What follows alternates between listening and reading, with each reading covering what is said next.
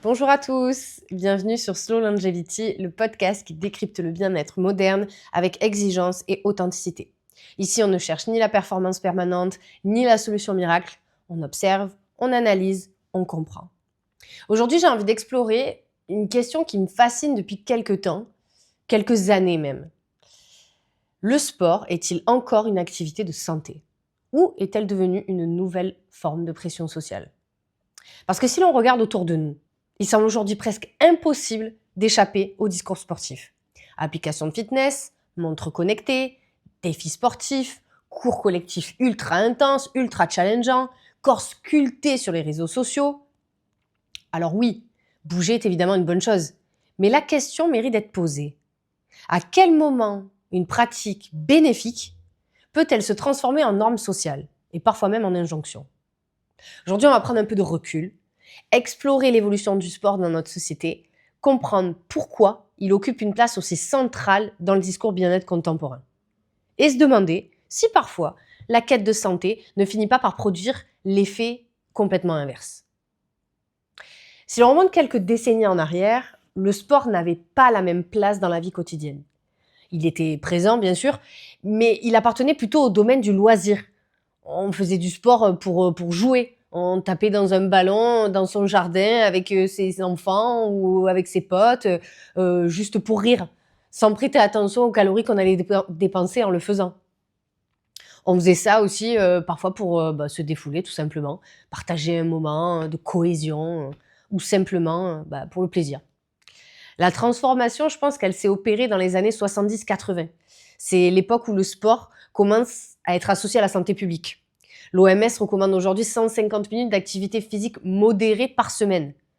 L'objectif est simple, prévenir les maladies cardiovasculaires, le diabète, l'obésité. Et sur ce point, les données scientifiques sont très claires.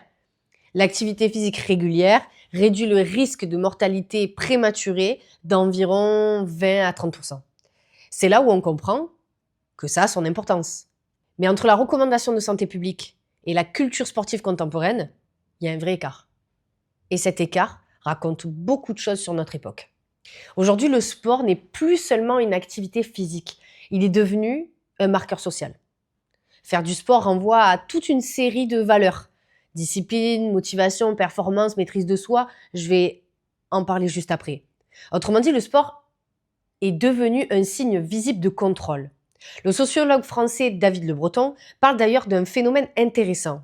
Le corps est devenu un projet à optimiser, comme le reste, comme une entreprise. Aujourd'hui, le sport, c'est plus une activité physique, c'est devenu un vrai marqueur social.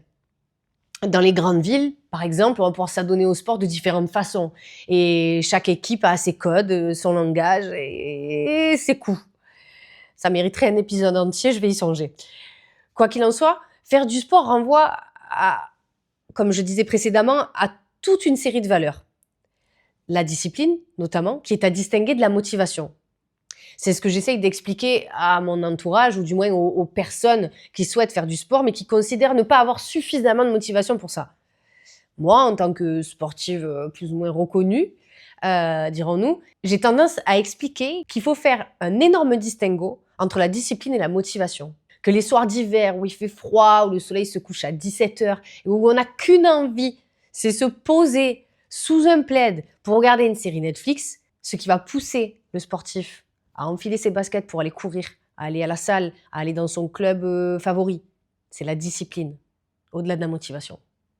La discipline est surtout la projection de se rappeler de l'état de mieux-être dans lequel il va se retrouver après le sport. La motivation n'a plus rien à voir là-dedans. C'est la discipline qui donne aux sportifs la rigueur de continuer cette activité qui est bénéfique pour lui. En réalité, quand on va au sport, on n'y va pas pour exhiber son six-pack, ni pour exhiber le galbe de ses triceps, même pour les hommes qui y attachent, on va dire, une affection particulière.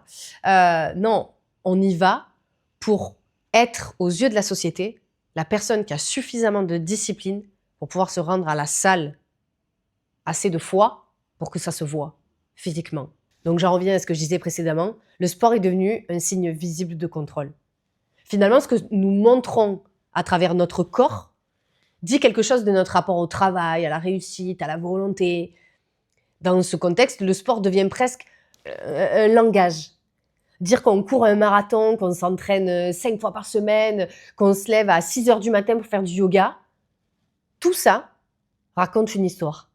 Celle d'une personne active, volontaire, performante. Mais cette narration, elle peut aussi créer une pression implicite.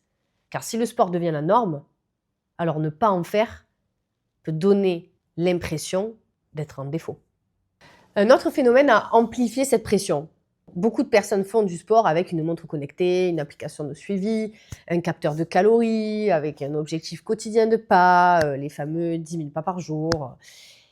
Ces outils peuvent être utiles, mais ils introduisent une nouvelle dimension, la quantification permanente. Et c'est quelque chose que je redoutais terriblement quand j'étais diététicienne, à vrai dire. J'ai expliqué à mes patients que compter les calories, c'était un piège pernicieux, dans lequel on va finir par se perdre au milieu des chiffres et par être obsédé par ces chiffres. Des chiffres qui, sur le papier, sont des indicateurs, mais qui devraient rester entre les mains des professionnels qui savent s'en détacher, ou du moins qui ne sont pas corrélés à leur propre personne. Parce que quand il s'agit de soi, la course aux chiffres, que ce soit le chiffre qui s'affiche sur la balance sur laquelle on se pèse, ou le chiffre qui s'affiche sur la balance sur laquelle on pèse les aliments que l'on va manger, peut littéralement faire basculer quelqu'un dans ce qu'on appelle les troubles du comportement alimentaire. Dans le sport d'ailleurs, la soif inépuisable de sport a un nom, et ça s'appelle la bigorexie. Là encore une fois, un épisode s'impose, mais ça viendra. Revenons-en à nos moutons. Chaque activité devient mesurable. Les calories brûlées, la fréquence cardiaque, le temps d'entraînement, le nombre de pas, comme on disait, et la santé devient une suite de chiffres. Or, plusieurs études montrent que cette auto-quantification peut produire un effet paradoxal chez certaines personnes. Et j'aimerais même enlever le certaines, parce que je pense que ça fait ça chez tout le monde. Elles augmentent l'anxiété liée à la performance. Autrement dit, une pratique censée améliorer la santé peut générer une nouvelle forme de stress. Et vous vous en doutez, comment parler de tout ça sans parler des réseaux sociaux? Loin de moi l'idée de les diaboliser encore une fois. La preuve en est, si les réseaux sociaux n'existaient pas, je ne serais pas en train de vous parler. Mais il est temps de comprendre que derrière chaque outil, il peut y avoir une utilisation néfaste. Les réseaux sociaux, ils ont profondément transformé la perception du sport. Aujourd'hui, le sport est omniprésent dans les contenus bien-être. Corps sculpté, routine matinale, entraînement intensif dans des lieux paradisiaques. On ne voit presque jamais la récupération, la fatigue, l'ennui, ou simplement le fait de ne pas avoir envie. Le sport est devenu une vitrine. Et comme toutes les vitrines, elle montre une version sélectionnée de la réalité. Ce phénomène va créer une comparaison permanente. Une étude publiée dans Body Image montre que l'exposition répétée à des contenus fitness peut augmenter l'insatisfaction corporelle. J'en ai moi-même la représentation chez moi. Mon mari étant très sportif, je me suis rendu compte un jour en regardant au-dessus de son épaule que la plupart, sinon la totalité des contenus qu'il regardait sur les réseaux sociaux, c'était des hommes extrêmement musclés, avec des corps qui ne sont finalement en plus esthétiques que pour très peu de gens, je pense. Et je me suis dit, mais est-ce qu'il est en train de se motiver ou est-ce qu'il est tout simplement en train de se faire du mal? Et c'est là où je me suis rendu compte que finalement, ce problème qui avant n'avait l'air de toucher que les femmes qui lisaient des magazines féminins un peu old school dans lesquels il y avait une représentation de la femme extrêmement codée, très peu représentative du panel, était en train tout doucement de s'emparer des hommes et plus particulièrement des sportifs. Alors l'intention initiale, je pense, est d'encourager l'activité physique. Mais malheureusement, ça a un peu un effet inattendu et complètement contre-productif. Alors je veux quand même pas perdre le message initial. Bouger reste essentiel. Le corps humain est conçu pour le mouvement. La sédentarité est aujourd'hui associée à un risque accru de nombreuses maladies chroniques. Mais l'enjeu n'est peut-être pas la pratique du sport. L'enjeu est juste la manière dont nous en parlons quand le sport devient une obligation morale. Il peut perdre sa dimension de plaisir. Que dis-je? Il perd sa dimension de plaisir. Quand j'étais en cabinet, j'essayais d'expliquer à ma patientèle, qui venait souvent désireuse de tout changer, que s'attaquer au sport de manière frontale, c'était rarement une bonne idée. Je m'explique. Quand on veut absolument se mettre au sport dans une optique de remise en forme, la chose qu'on oublie quasiment systématiquement, c'est la notion de plaisir. On se dit, je vais aller à la salle parce que tout le monde va à la salle, je vais m'acheter une paire de baskets et je vais courir parce que ça semble être le sport exempt de frais supplémentaires. Mais en réalité, on perd totalement la notion fondamentale de plaisir. Et c'est là où j'invoquais souvent l'enfance de mes patients, où je leur disais, mais quand vous étiez enfant et que vous choisissiez le sport que vous alliez faire en dehors de l'école, en dehors aussi des diktats de l'apparence et de la beauté, comment vous choisissiez votre sport? Et ça donnait un petit indicateur à mon ou ma patiente de ce qu'il fallait privilégier finalement pour choisir son sport et son activité physique régulière. Pour ma part, et ça reste mon opinion, le sport en salle de sport, j'entends par là la musculation, tout ça, devrait être quelque chose qu'on fait à côté d'un sport qu'on adore. Que ce soit le tennis, la natation, l'équitation, le volley, peu importe. Que la musculation vienne compléter un travail qui est parfois bilatéral ou asymétrique. Voilà, c'est beaucoup plus évident à comprendre dans le tennis que dans la natation. Mais voilà, pour essayer de un petit peu compenser ce que le sport plaisir va générer peut-être esthétiquement sur notre corps. Et c'est finalement là que se situe le paradoxe contemporain. On fait du sport pour réduire le stress, mais dans une culture qui transforme le sport en nouvelle performance, donc en nouvelle source de stress. Pour revenir encore une fois sur ce que je disais à ma patientèle à l'époque, j'expliquais qu'il valait mieux une approche du sport saine et surtout trouver un sport qui nous plaît et qui ferait qu'on a envie d'y aller, ne serait-ce qu'une fois par semaine.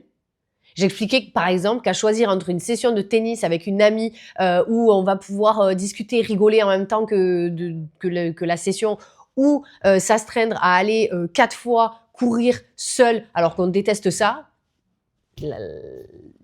normalement il ne devrait pas y avoir match en fait. Il ne devrait même pas y avoir d'hésitation. Et pourtant, de manière presque sournoise, la société va potentiellement nous faire choisir les baskets à notre copine. Revenons-en à notre question initiale. Le sport est-il devenu une pression sociale? La réponse est probablement nuancée. Le mouvement reste l'un des piliers les plus solides de la santé humaine. Mais comme beaucoup de choses dans notre époque, il peut aussi être récupéré par une logique de performance et d'optimisation. Et là, je vais vous laisser, et c'est peut-être impoli, mais sur une autre question qui d'après moi est encore plus fondamentale, c'est pas de savoir est-ce que je fais assez de sport, mais plutôt est-ce que le mouvement que je pratique me régule, me fait du bien, m'apporte de la joie, ou est-ce que c'est juste une pression de plus? Parce que la longévité ne repose pas uniquement sur l'effort, elle repose surtout sur l'équilibre. C'était Laura sur Slow Longevity.